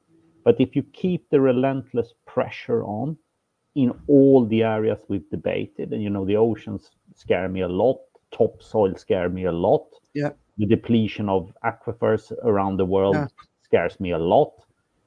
It's because we just don't see the bigger picture, because people are, I dare I say, they're economically very naive when they think that the planet can keep on giving without us giving anything back. That model just doesn't work, and we are really, I believe, past that tipping point. And the quicker we realize it and put the brakes on in that kind of way we treat the planet and our economics, the better chance we have of not having catastrophic outcomes. Because that's the real tail risk, is basically Mad Max. Yeah. And really, yeah. I have no By the way, interest. Mad Max, a new version of Mad Max is coming out in cinema. Yeah. But Yeah, it's got a what's his name? The hunky Aussie guy. Yeah, I'd watch it just for that. Yes, exactly. You know, but I take this thing again. You know, I find myself extremely hopeful these days, because it is like, because I've come full circle. I've come to the circle of recognizing that there's always a place for us in creation in that way. And there's one thing I would like to sort of bring out, which a friend of in a conversation told me. If you look at our human scale, ourselves, to the size of the universe, to in you know, kind of the mega size of the universe, it's essentially the same scale as ourselves looking back into the size of the atom that we have. We sit at this very interesting juncture in that way, in that sort of like we are as much as vast from deep within as we are as the universe is vast from us in going out there. And it's about how we see that path ahead. And we see it in the time scale that that goes tick, tick, tick, tick, tick. But the time scale of nature is 100,000 years, 10,000 years in that way, or 1,000 years on that overturning current in nature in the planet. It takes 5 million years for nature to come back from a mass extinction, maybe 10 to achieve at its full diversity of life before. We are going through a transition along. As far as nature is concerned, you know what? You're just a little flick in that way. It's just grounding us, because it says, you guys need grounding. I'm just going to ground you. So the answer is, if you've been grounded, if you've grounded your teenage son, daughter, what do you want them to come out of that experience with? That's what we want to ask ourselves and say, what do I want to come out of this experience with? Because this is the experience that I'm going to go forward into this future with, and it's the experience that I'm going to give to the people around me, and it's the experience with which we're going to create that step forward. How do we make that step in lockstep with nature? And I wrote a piece which I hadn't shared around. I've been doing a lot of writing and thinking. We've been planning a book. I think it's going to be called Thriving with Climate Change. And this piece talks about the beaver dams. The beaver dams in Canada, you can see from space. They're so vast. They're amazing. Yeah. What's the difference between the three gorgeous dams that we create in China, which you can see from space, and the beaver dams? Beavers are keystone species. They make their ecology and environment richer, more diverse, and actually are essential to that part of the ticking of nature in that way. We do the opposite. We extract, kind of minerals that have been buried without hundreds of millions of years ago to upset the whole balance that there is in what we do. So we're now being grounded. So let's think about how we can be in lockstep. And that starts from what you're describing, Andrea, with regards to, what individually we might do. But it also extends to what Richard was talking about, which is that economics aspect, is that we have that connectivity. What is our genuine economic presence that allows us to be in better lockstep? And that goes to Asia. Asia is an incredible region. It is key to how we move forward within our climate challenges. Absolutely essential. But Asia has incredible diversity in its cultural heritages, in its traditions, and they are all being lost. And each one of those traditions and heritages have found their place because they were connected in nature. The Chinese feng shui idea is essentially that before you build or do anything, ask how it connects with nature. The feng and the shui, the wind and the water. Before you start any venture, ask how it connects with the wind and the water. we have that as the foundation that goes through so much of humanity. That's where we come from. We just need to be grounded for a bit. And remember, start thinking about guitar. Do those little things. Yeah. And remember, and that disconnection, you can see it out here. The IBM office in Singapore is designed on Feng Shui's principles. But obviously in China, like it's from a communist perspective, they kind of pushed it down a little bit, the whole Feng Shui thing, but it's really been coming back to life. And I know a great guy in Singapore that does it. Like if I move house, I want to get advice. So the house I'm currently in, I was told, because there's a road directly out front, all our money will flow out the door. And I was like, And so when my husband was in hospital last year, it certainly flowed out the door. So one of the concepts I've got is, I call it bullshit industries. So I don't know if you've read, there's a book and there's an idea called bullshit jobs, basically jobs that just don't matter. So bullshit industries to me is just a sort of a play on that. But there's a lot of industries in our world that deliver no value to our world. And if they went, it wouldn't really harm us, right? And would we miss them? Yeah, well, people would miss them. So one of them is fast food, and that I know certainly people would miss that. But also, obviously, the employment opportunities for young people would go. Then there's fast fashion. So the people who are making the clothes. You talk of that. I was on the high street in London yesterday, and we went into this ramen place, and they had this Korean fried chicken. Great stuff. And it was made by a robot. So the employment opportunity of that is gone. Right. Yeah. Fried chicken.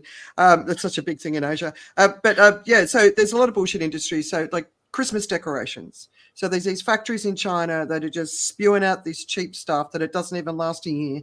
And then there's this social media trend where everyone's decorating their Christmas tree with a different color every year. And because the decorations are so cheap, they fall apart and they're going into landfill.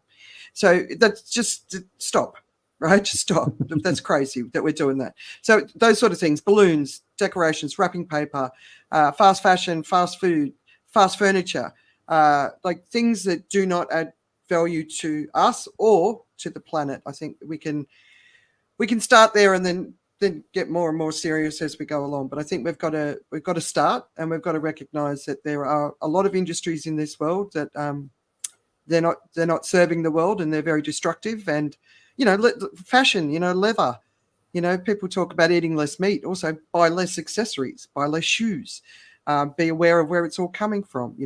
But there's an economic side of that, because there's a lot of pensions tied up in those sort of businesses too, right? There's a lot of jobs tied up, but we've got to work it out. And then, on the other side, we've got artificial intelligence coming in that's going to take over all these jobs.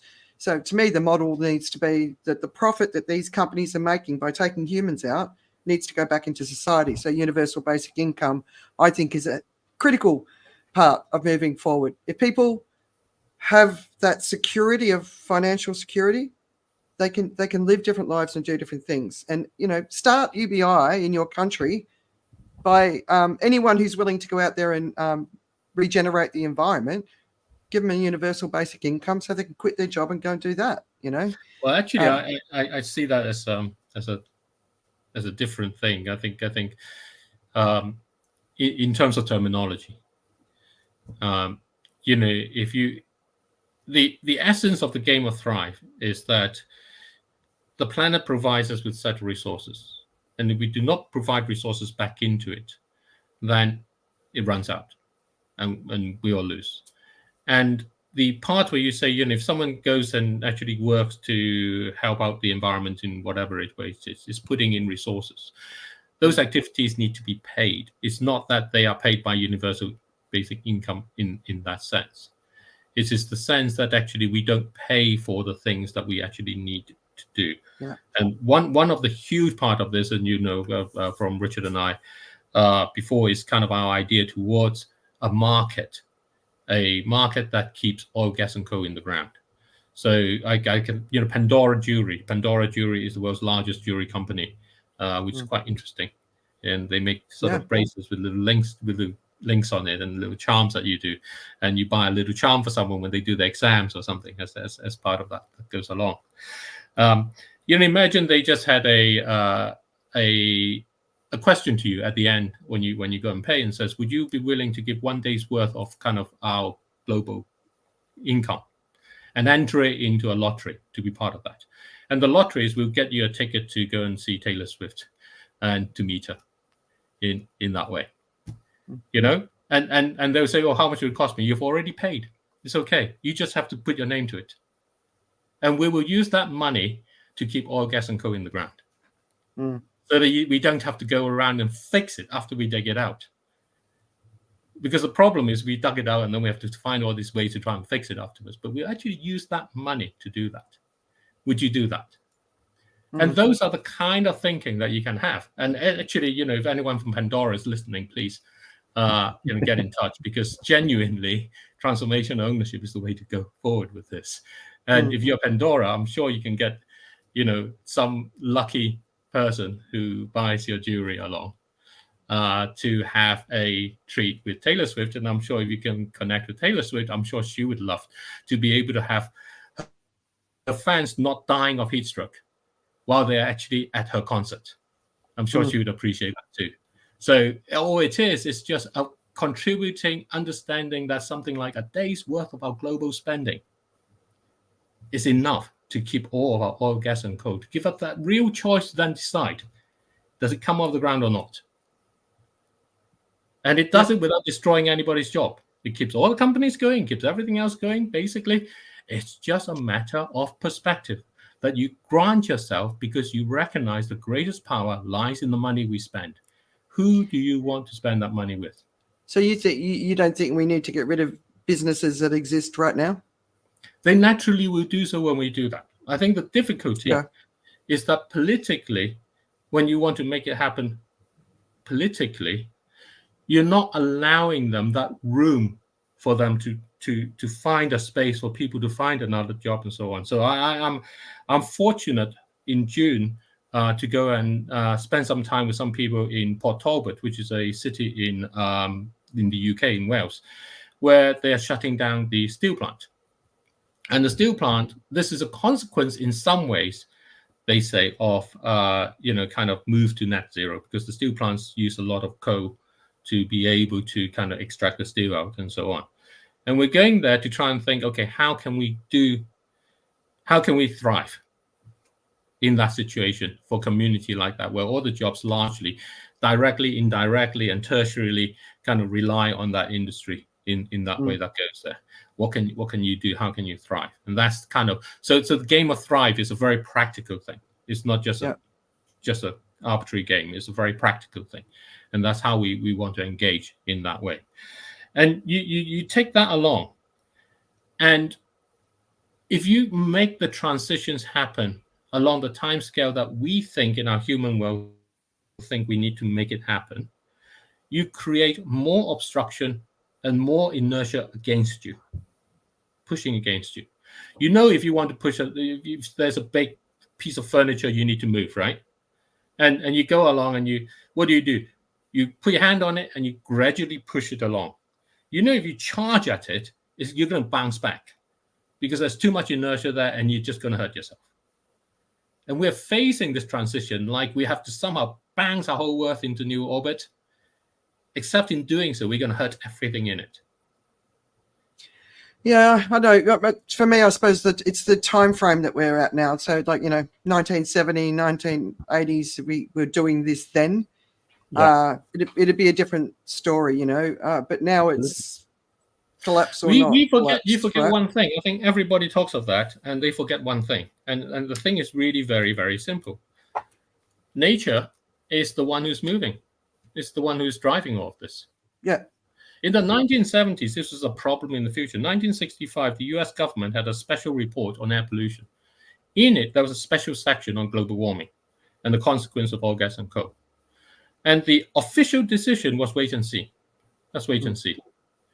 Today, with the tornado that hit the town in America and wiped it out just a couple of days ago, and those sort of things happening, that wait and see thing is already gone. We don't have to worry about the fact that actually we've tried this for 30 years and it hasn't happened. Because in the next 30 years, we are being grounded. Panama Canal drying up. It's now overflow of water. But last year it was drying up. Yeah. Port Klang in Malaysia, seeing storms every now and then that are huge. So you go along through and you see all these things.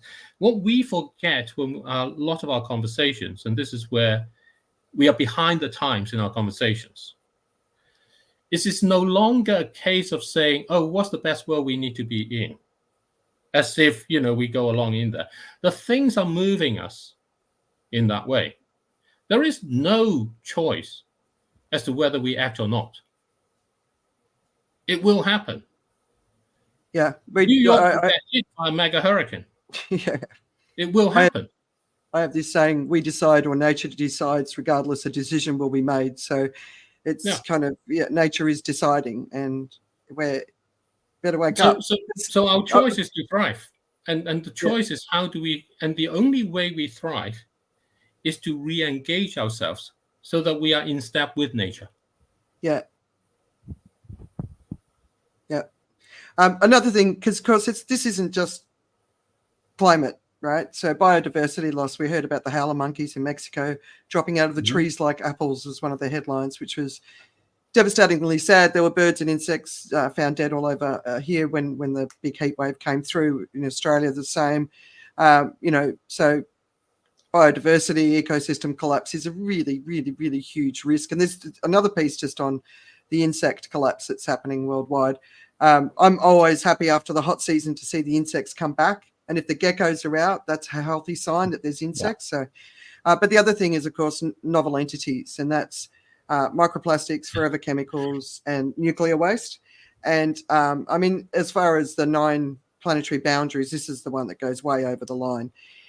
And it's just enormous, the problem that we've got to deal with. So for me, like from a systemic perspective, we obviously need to get microplastics, single-use plastics. We're not going to get rid of all plastics. Medical plastics are going to stay, but we've got to get rid of as many as we can.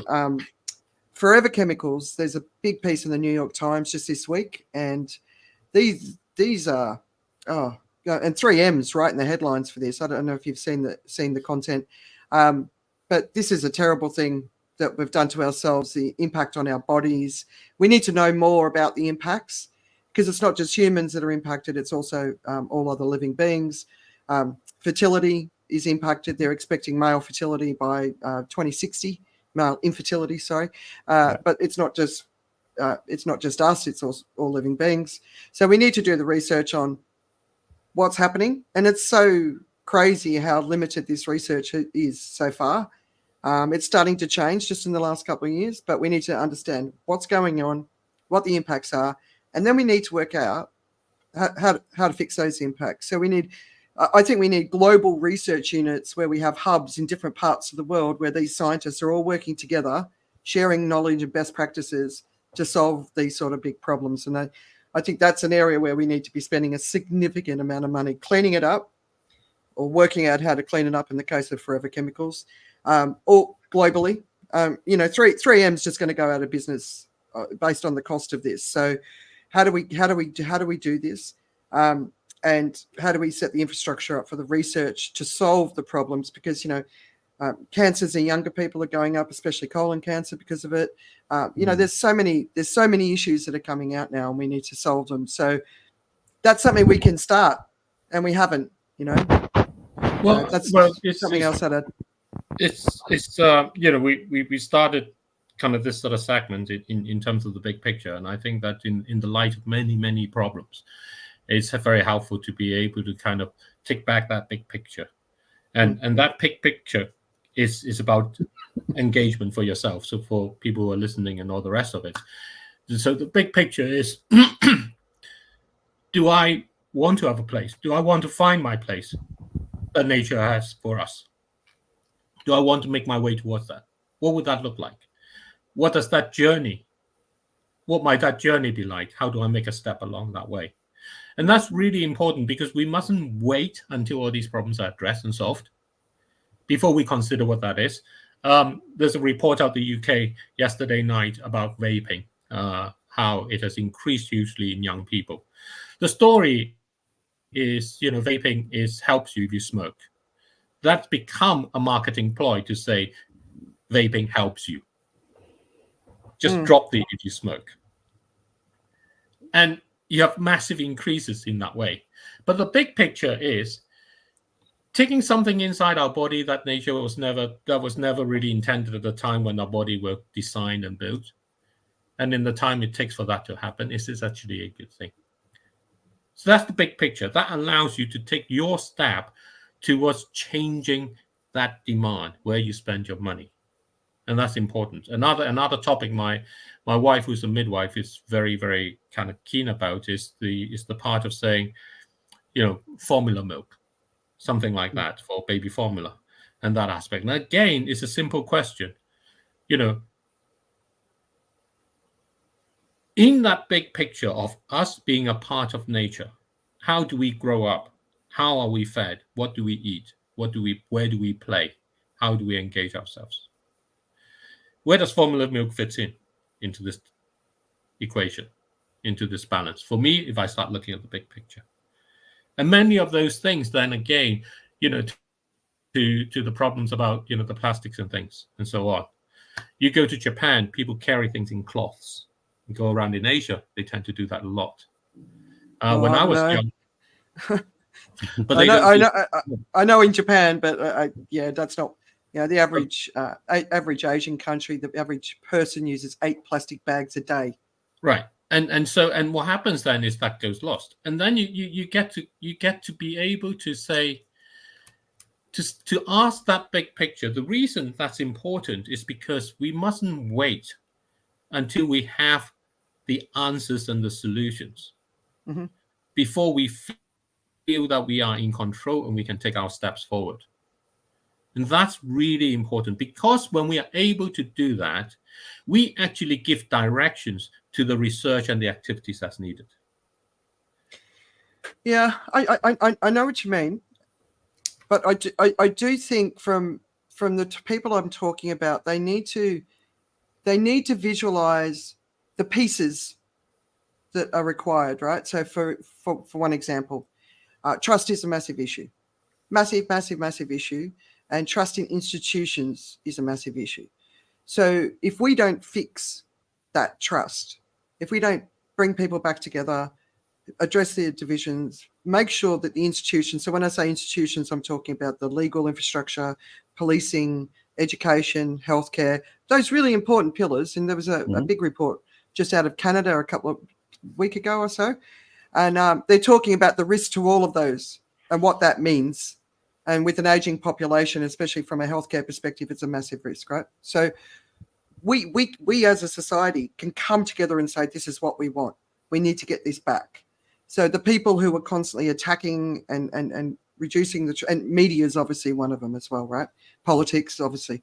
But we need to sort of, I think what I see is we need these ideas of this is a big problem we need to solve. It's not just the division in our societies, it's the crumbling institutions. What's gone wrong? How do we fix it? And move forward and understand that fixing that is in all of our interests, because otherwise we've got the authoritarians sort of coming in behind saying we can solve this problem, which we know they can't. But people believe them, they do. And then that will make the situation worse. And then the type of people that we're voting for, if we need leaders with wisdom and integrity, we need people who are uniters. Anyone who's othering, making a minority group responsible for the problems of the world, then they're not the sort of leaders that we need. We need leaders who recognize the problem, understand how hard it is, and have the integrity and the wisdom and the maturity to speak to their people and say, this is where we are. This is what we need to do. Let's come together and do it together. Because for 50 years, we've all sort of sat back and let other people run the show. And here we are. And the show hasn't gone very well. So we need to get engaged again. It's people are sitting on their asses too much and expecting and criticizing. And, some of the commentary you see on social media of people criticizing, you're like, well, how can you possibly think that way, right? No, the victim mindset. But we need to be all engaged again and community building. And, so I think I think that's what people need to hear. It's the vision of the future and the components that are required. Does that make sense? Yeah, Yeah, of course it think, does. I think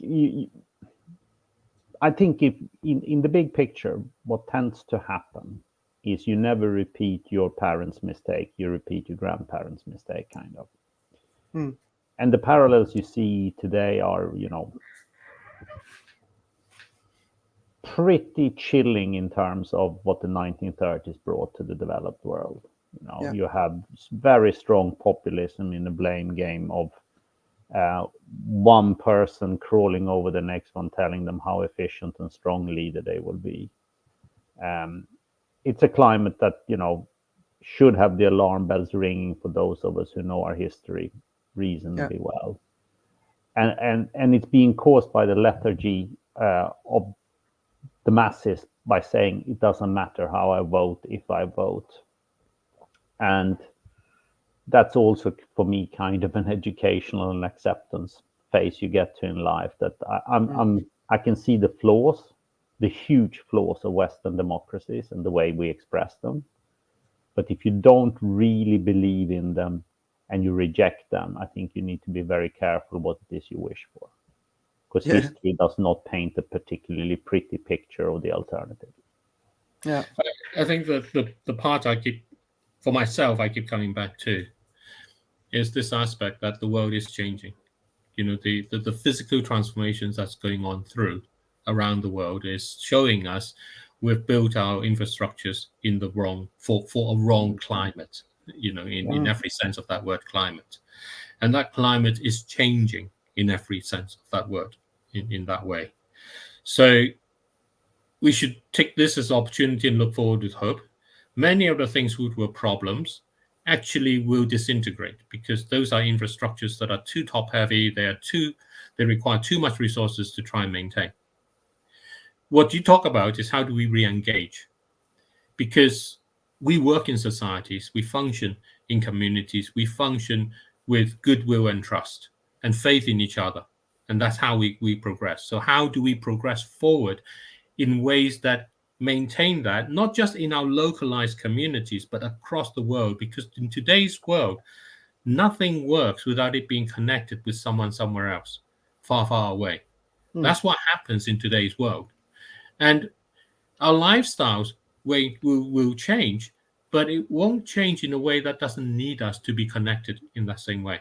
And that's why Richard and I, recognize that in order for us to do well out of what we're facing, we need to make sure everyone else does well. That's kind of where we speak from in that way. Along the way, a lot of the political structures, a lot of the kind of regulatory structures and those other things are going to find themselves heading up against a wall that they cannot shift, and that the wall will crumble on top of them in the path that we're going to. On our side, we want to keep ourselves safe, but we want to keep ourselves as a safety network for everyone else. And that's what you're speaking to. How do we actually rebuild that trust? Livelihoods are going to become more difficult. Cost of living is going to increase. What happens then is crime will increase. Yeah. Crime will become the thing that is the issue. How do you then deal with crime? Is the draconian choice the approach that you do? Or is the kind of like, let's give people a second chance, the kind of path that you do? Do we believe that if someone has to steal in order just to be able to have something to eat, to be the same kind of crime as someone who decides maliciously to harm someone out of vengeance or anger in that way? Those are kind of things that's going to test us as the climate changes. Yeah. So the climate is not only kind of grounding us, it's also going to be testing us about what choice we make. And of course, we have great technology and with great skills, we still have a huge amount of wealth and with access to effectively infinite energy, mostly from oil and gas and coal at the moment. Yeah. And we can go down that path and repeat the same mistakes that we do and ignore the lesson of being grounded. Or we can go and actually allow ourselves individually to start accepting that actually this is an opportunity for genuine kind of, I think of it as like Star Trek, the Space Federation, and where you bring in all these, kind of groups from all over in whatever way, and to boldly go where no man has gone before. kind of thing. Really? So that's kind of my hope out of this. I'm not a Trekkie at all. No, But not at all. No. Not at all. Watched half an episode, never gone back. Yeah, no, it's not my cup of tea. But I think that was a really good way to actually finish. That sort of really rounding it off. But getting engaged, you know, that's the thing. That's you know, if we all just sort of do a couple of sentences, people are stepping away because it's gotten so ugly, and we need you to step back because we let the ugly voices dominate. Yeah, exactly. And we can't. Yeah, you cannot expect someone else to fight your battle. That is truly moronic. Yeah. Yeah. So your choice is to thrive, and to thrive, you need people around you. Yeah. Community. Indeed. All right, there you go. What do you think? Wrap it up. It's been nearly 2 hours, but of course it was going to be a long one because when we talk, there's just so much to talk about, right? We're going to do a couple more shows. So in 2 weeks, come and join us again. I think we're going to talk about the media, but I'll confirm the topic with our guest. And it's been really great to talk to you both. And I don't know about you, but for me, it's just you got each other, right?